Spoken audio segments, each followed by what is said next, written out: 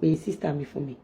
Number one, ẹ lè bá orin Yínká Aláṣeyọrí lórí péjì mi. tó ẹ̀yin èèyàn mi ẹ kú déédéé ìwòyí ẹ kú àsìkò yìí ẹ̀yin èèyàn mi ẹ farabalẹ̀ kí ẹ wá nǹkan fìdílé láti gbọ́ ohun tí Lizzy Anjorin sọ nínú fídíò tí ẹ̀ ń wò yìí. ẹ̀yin èèyàn nínú fídíò tí ẹ̀ ń wò lónìí yìí ọ̀rọ̀ pọ̀ gan ni nínú ìwé kọ́bọ̀ fídíò yìí ẹ farabalẹ̀ gan o kí ẹ gbọ́ àwọn ọ̀rọ̀ yìí tí ó wà nínú fídíò tí ẹ̀ ń wò yìí nítorí nínú fídíò tí ẹ̀ ń wò yìí lẹ́ ó ti máa gbọ́ bí Lizzy Anjorin ṣe sọ ọ̀pọ̀lọpọ̀ ọ̀rọ̀ nípa Yínká Aláṣeyọrí pẹ̀lú Tọ́pẹ́ Àlàbí. ẹ̀yin èèyàn wa ẹ dákun ẹ farabalẹ̀ kí ẹ máa bá wa ká lọ nínú fídíò tí ẹ̀ ń wò yìí. ẹ lè bá orin yẹn lórí péjì mi. I don't hate Yínká Aláṣeyọrí. It's just that when it comes to loyalty, I'm a very crazy person. I used to be loyal to people that I've never met in my life, and I always stand for them. Shey you understand? I love Yínká Aláṣeyọrí. Tẹ́ bá dé péjì mi, tẹ́ bá bá Yínká Aláṣeyọrí, bóyá manager mi ló post ẹ̀, but mo doubt. Bẹ́ẹ̀ lè bá Yínká Aláṣeyọrí. Number one. Number two, award kan wà ní December tó yẹ kí n wà ní Canada, but Yínká Aláṣeyọrí wà níbẹ̀.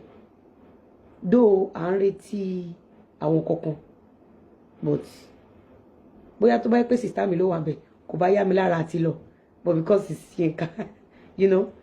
Then when auntie had issue recently, tó sọ pé wọ́n gbé ọmọ ọba fọ́ṣùn, so mo wá fẹ́ lo orin wọn.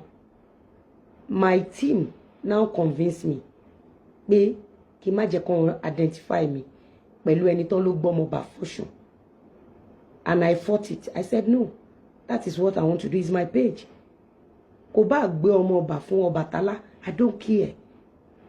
That is my thing.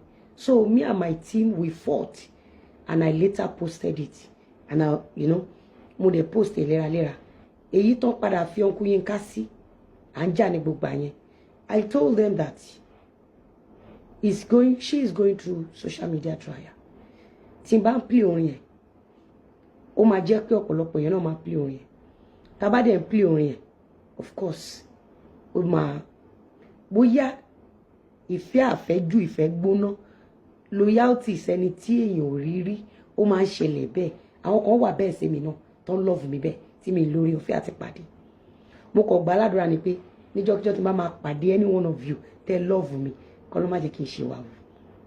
So bóyá nǹkan yẹn ni wọ́n rí ni wọ́n ṣe lọ pé sista mi lẹ́yìn mi. Bó èmi kọ́ Evangelist Ashabikiri, mo tún fi lè dẹ́ lójú pé èmi kọ́ ni mo pè sista mi. Mo kàn fẹ́ fìdí eléyìí múlẹ̀ fún gbogbo àwọn tó ń blame Aliu pé k'Aliu jáde kó wá sọ̀rọ̀, k'Aliu jáde kó wá sọ̀rọ̀. Àwọn Evangelist Ashabikiri wọ́n ti confirm fúnra wọn sì wípé Aliu sọ wípé Elizabeth làwọn ń bọ̀ wá kọrin fún. Eléyìí dẹ̀ fìdí ẹ̀ múlẹ̀ wípé àtijọ́ tí àǹtí mi ti gbọ́ pé Elizabeth làwọn ń bọ̀ wá kọrin fún, probably ni gbogbo àwọn tó súnmọ́ àǹtí mi ti mọ̀ wọ́n ń bọ̀ wá kọrin fún. Èyí tó fi múlẹ̀ nílé ẹjọ́ ẹ̀ wípé nǹkan tó ṣẹlẹ̀ l'April 4, it was well planned for reason best known to my dearest sister. Nǹkan tí mo fẹ́ fi díẹ̀ múlẹ̀ ni.